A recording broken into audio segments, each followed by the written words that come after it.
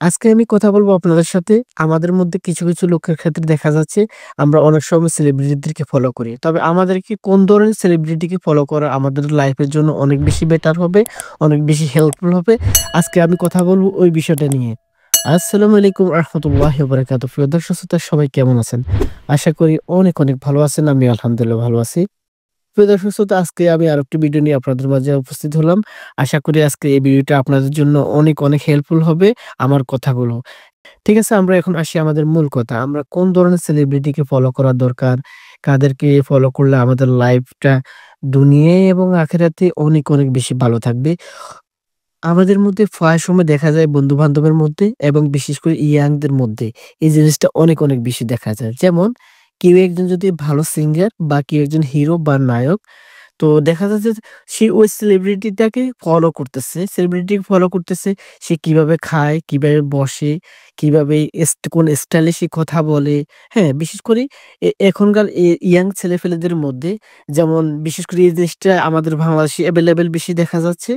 এ তা সে যে সেলিব্রিটিকে ফলো করতেছে সে কিভাবে হেয়ার কাটিং দিচ্ছে, তার হেয়ার কাটিং কে তাকে ফলো করে সে নিজেও সেম হেয়ার কাটিং শপে গিয়ে তার চুলের স্টাইলটা সেম ওইভাবে করে নিচ্ছে।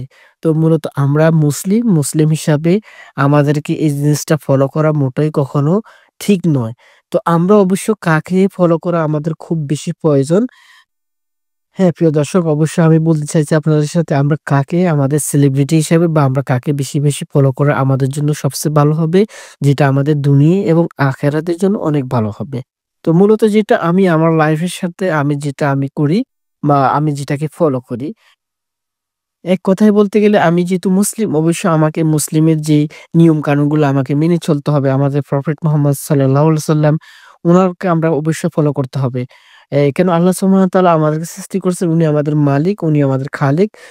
উনি আমাদের জন্য ইসলাম পাঠিয়েছেন। ইসলামের মধ্যে এমন কোন একটা জিনিস নাই যে আপনি এখানে কম পাবেন। এখানে আপনাকে পৃথিবীতে কিভাবে বাঁচতে হবে, কিভাবে চলতে হবে পরিপূর্ণভাবে আল্লাহ সুবহানাহু ওয়া তাআলা আমাদের নবী মুহাম্মদ রাসূলুল্লাহ সাল্লাল্লাহু আলাইহি ওয়াসাল্লামের মাধ্যমে আমাদের জীবন লাইফটা আমরা কিভাবে এই দুনিয়াতে থাকবো এবং দুনিয়া থেকে আখেরাতে আল্লাহ সুবহানাহু ওয়া তাআলার সাথে সাক্ষাৎ করব, সেটা আমাদেরকে কোরআন এবং সুন্নাহর মধ্যে আমাদেরকে এই গাইডলাইনটা আল্লাহ সুবহানাহু ওয়া তাআলা দিয়ে রেখেছেন। তো ধরুন আমি একজন মুসলিম যেহেতু আমি এই কথাটা আপনাদেরকে বলবো, আমরা বিশেষ করি কোরআন এবং আমরা সুন্নাহকে ফলো আলেমদেরকে করতে পারি। আমাদের ফলো করতে পারি। বিশেষ করে দেখেন আমি একটা কথা বলি, আপনাকে আমাকে যদি কেউ সঠিক রাস্তা দেখাতে চায়, আমি যদি আমি আপনাকে একটা কথার উদাহরণ দিয়ে বলি কথাটা। আপনি একটা রাস্তার মধ্যে দাঁড়িয়ে আছেন। তখন যদি আপনি ২ ব্যক্তিকে জিজ্ঞেস করেন, একজন কিন্তু এই রাস্তাটার সম্পর্কে জানে, আরেকজন কিন্তু এই রাস্তাটা সম্পর্কে জানে না। আমার কথাটা আপনাকে বুঝতে হবে। যখন আপনি না জানা ব্যক্তিকে জিজ্ঞেস করবেন, "ভাই আমি অমুক জায়গায় আমি যেতে চাই।" তখন না জানা ব্যক্তি কি আপনাকে সঠিক রাস্তা দেখাতে পারবে? না, সে কখনোই পারবে না। কেননা সে এই বিষয়টা জানেই না।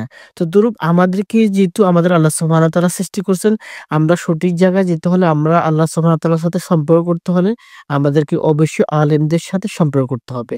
তাহলে আমি আসি ২য় ব্যক্তির কথা। ২য় ব্যক্তি হচ্ছে উনি হচ্ছেন একজন আলেম। উনি ইসলাম সম্পর্কে জানে, আল্লাহ সুবহানাহু ওয়া তাআলার সম্পর্কে জানেন। কেননা উনি আল্লাহ সুবহানাহু ওয়া তাআলা যে কোরআন সম্পর্কে স্টাডি করছেন, পড়াশোনা করছেন। তদ্রূপ আমরা অবশ্যই আলেমদেরকে আমাদের আইডল ভাবতে পারি, আমাদের সেলিব্রিটি ভাবতে পারি। তো প্রিয় দর্শক আজকের জন্য এখানে আল্লাহ হাফেজ। অন্য কোনো ভিডিওতে কথা হবে। সবাই ভালো থাকবেন। আসসালামু আলাইকুম ওয়া রাহমাতুল্লাহি ওয়া বারাকাতুহু।